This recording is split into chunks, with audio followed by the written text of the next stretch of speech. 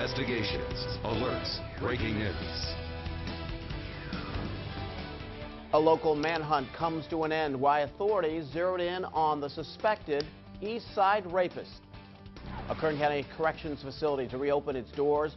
Why that could keep prisoners from being released into the community. And the Mega Millions jackpot approaching unprecedented numbers. Why there could soon be 1 billion reasons for you to buy a ticket. Broadcasting live in high definition. This is KBAK Eyewitness News at 6. After months, a long manhunt has landed a suspect under arrest for a string of sexual assaults in East Bakersfield this past summer. And this morning, 33-year-old Billy Ray Johnson Sr. was charged in the case. Eyewitness News reporter Carol Ferguson digs into how he was linked to the crimes. Carol? Well, actually, Johnson has been in jail since October. That's when he was picked up on gang and gun charges. But we asked, how did investigators narrow down the case of the sexual assaults to him? And we also heard a lot of relief from people living in areas where those attacks had happened. It's scary thinking there's a rapist out there. So yeah, it's just a big relief all the way around. Rena Vespa is the manager at one complex where 2 victims were assaulted and there was an attempted rape. The same attacker was also suspected in rapes on Columbus and Quantico. This is one of those cases where the public had a right to be fearful. This perpetrator was instilling fear in people, making them afraid to be in their own homes at night. Now authorities say they have the suspect, 33-year-old Billy Ray Johnson Sr. The attacks happened July 1st and 18th and August 1st and 19th. In light of the recent sexual assaults, neighbors were warned and on edge. The need to keep some of the information we had confidential probably added to some of the concerns of our citizens. But Police Chief Greg Williamson says officers developed info, and DA Lisa Green says that pointed toward Johnson. Once we had some preliminary information, law enforcement then was surveilling him. Because of the sexual assaults? Because he was a possible suspect in that case, yes. Williamson says officers spotted Johnson shooting from a vehicle. We arrested this individual. He's a prior felon with a firearm. In custody, DNA was the link. Mr. Johnson has felony convictions that cause him to be in CODIS. A database of DNA. It's a big relief. And as a female, extra big relief. We heard that from other neighbors. The suspect had a gun at least once, was reported wearing a ski mask during the attacks. It's been tense. You know, everybody's been extra cautious. She'll put out the word to her tenants. A suspect is now behind bars. I truly feel that the streets of Bakersfield are a little bit safer this holiday season with the arrest and indictment of Billy Ray Johnson. So as of this morning, Johnson faces 21 total felony charges. 8 of those are related to sexual assaults. He is being held on $5 million bail. We're live in downtown Bakersfield. Back to you. Thank you, Carol. Meantime, the death of a toddler while allegedly under the care of a babysitter has been ruled a homicide. The coroner's office says 2-year-old Caden Webb died of blunt force injuries. The 17-year-old girl had been babysitting him at the time and now faces 1 count of first-degree murder. Authorities say the toddler was found unresponsive in the 1700 block of Jefferson Street in East Bakersfield. He later died at a hospital. Officers say they believe the baby suffered those injuries while he was with the teenager.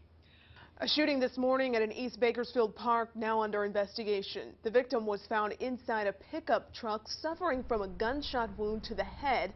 This was at Belton Terrace Park near Cottonwood Road. Detectives say the man was found by officers slumped over in the passenger side of the truck. He was taken to Kern Medical Center. His condition is not known. No arrests have been made. Hundreds of state prisoners are now headed to Kern County. Reporter Tom Murphy has more on where they're going and how officials are saying this will help the community. Tom?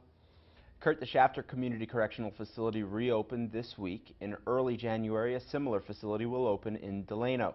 The 2 places will bring over 1,000 inmates to Kern County, and today local officials are praising the positive impact they will have on both places. Corrections Officer P. Rogan roams the halls of the Shafter Community Correctional Facility. They're familiar halls to Rogan, He worked here 2 years ago. Very happy to be back here. The CCF reopened today after being shut down in 2011. It'll house more than 600 inmates and bring in over 80 jobs to people like Rogan. Couldn't wait to go back. Shafter's a good place to work. Shafter Mayor John Johnston is happy to see jobs returning to the community. We're very pleased to formally be announcing the reopening of the Shafter Correctional Facility. This is a win-win effort. The effort is being seen in Delano, too. The CCF there will be housing inmates by early January. That will also bring about 80 new jobs. We can fill these bed spaces now without releasing prisoners out into the community. State Assemblyman Rudy Salas says this was a collaborative effort between city and state to fight prison overcrowding. So what does this mean for our community? What does this mean for the city of Shafter? What does this mean for Kern County? What does this mean for folks at home? He says the job opportunities will help the local economy. It's also going to keep our streets safe. It's going to keep prisoners behind bars, and it's going to make our community just that much better. Community members like Rogan, who can relax now that they have a paycheck coming in. I can get out and buy lunch and dinner now. Before, it was top ramen almost every day. The Shafter facility received almost $2 million from the state for improvements like a new perimeter fence and extra cameras for security. The chief of corrections there says there are also about 25 correction officer jobs still available. In studio, Tom Murphy, Eyewitness News. Well, good evening out there. Weather-wise, we are seeing temperatures on the rise, and it really feels great out across all of Kern County on this evening. Temperatures at this hour back down in the mid-50s for us, 56 degrees right now, and the winds on the calmer side of things, although they have been quite strong earlier today, which caused the National Weather Service to issue that wind advisory. Fortunately for us, though, it was allowed to expire at about 5 o'clock this evening. 57 degrees right now at Tehachapi, 59 heading south over the I-5, and temperatures hovering in the mild range, low 70s for us here across the Southland this evening. Weather headlines shaping up like this. Those gusty mountain winds should start to wind down this evening. Much cooler weather on the way as we get toward the latter part of this work week, which includes some valley showers and also some mountain snow across the area.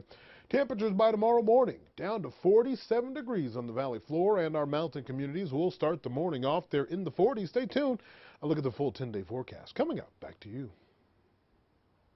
Thanks, Anthony. A wildfire is burning out of control in Big Sur, destroying several homes and forcing dozens of evacuations. The fire is currently 0% contained, and at least 15 houses burned to the ground since the blaze flared up Sunday in the Los Padres National Forest.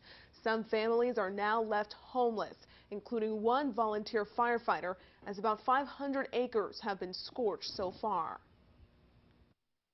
Me and my dad ran out. We got fire hoses. We started fighting the blaze, but it was too late. They just did such a great job, and literally they just busted their butts trying to save my home and many others up there.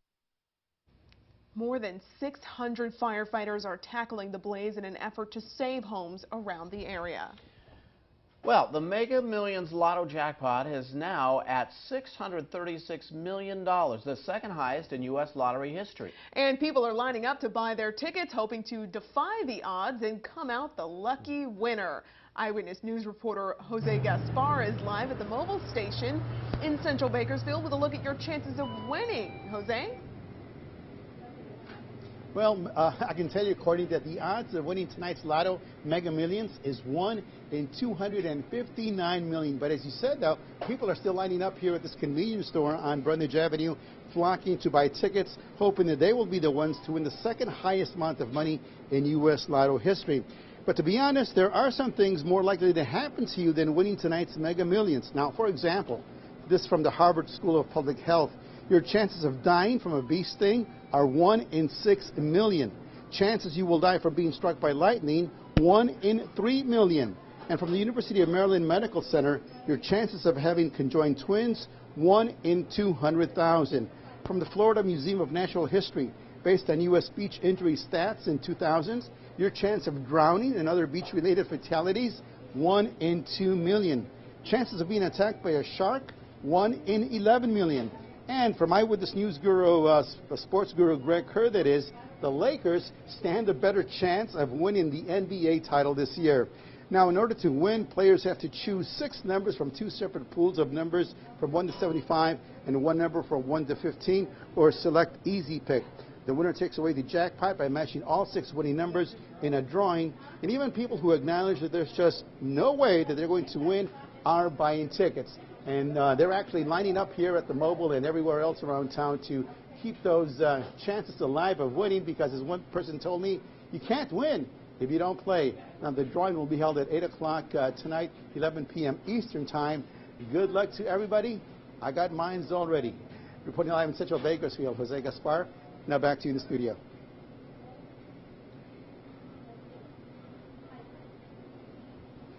All right. Now, was that with or without Kobe, by the way? We'll see. Water jeopardy. Kern County farmers may not get the water needed for their crops to flourish, but lawmakers are striving to get done for the future. Quick thinking, an airport security guard jumps into action to save a falling baby. How the shocking turn of events played out.